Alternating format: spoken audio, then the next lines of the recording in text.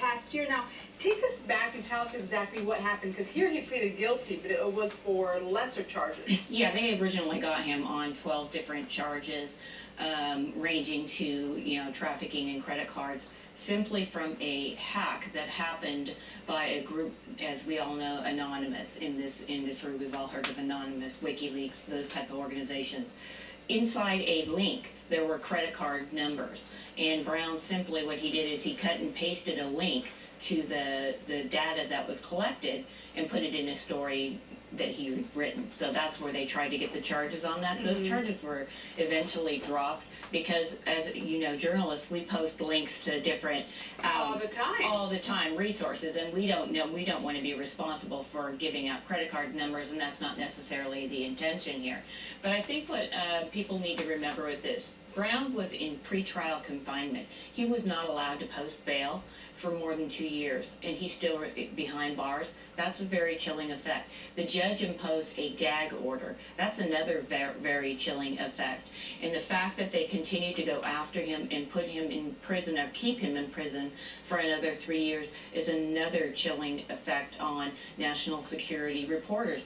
I was doing my research on this and came across a reporter who has simply said, I'm no longer going to be covering national security and foreign policy stories, because if you get into these types of stories, you do garner attention, and people do tend to look at you and scrutinize you. And she said, I have a family to take care of. And you open yourself up for persecution. Exactly, from these organizations, from some government organizations. Now, you contacted the CIA about this. What did they respond? Well, yeah, I mean, I contacted them about the Strap 4 hack, and there was a memo in there that we covered here on San Diego 6 about the witch hunt on journalists.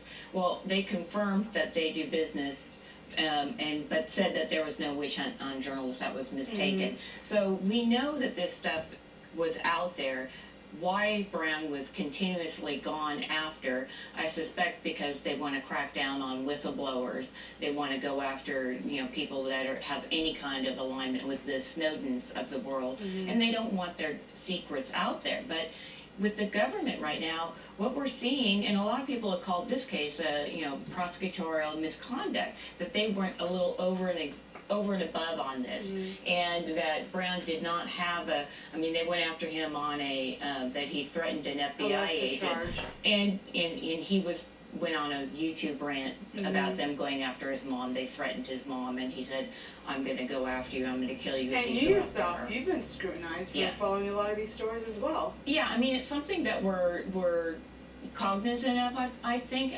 But we also have to, either come to the conclusion that, we do have a freedom of speech, a First Amendment in this country, and you just have to decide, when you decide where you're going to participate in the journalism world, what you want to do. Some people don't want to take that extra scrutiny, and some others, like myself, I just want to get the best facts out there that I can, so we have a knowledgeable, populace out there. Well, thank you for your reporting this morning, Thank you. Kimberly DeBlack.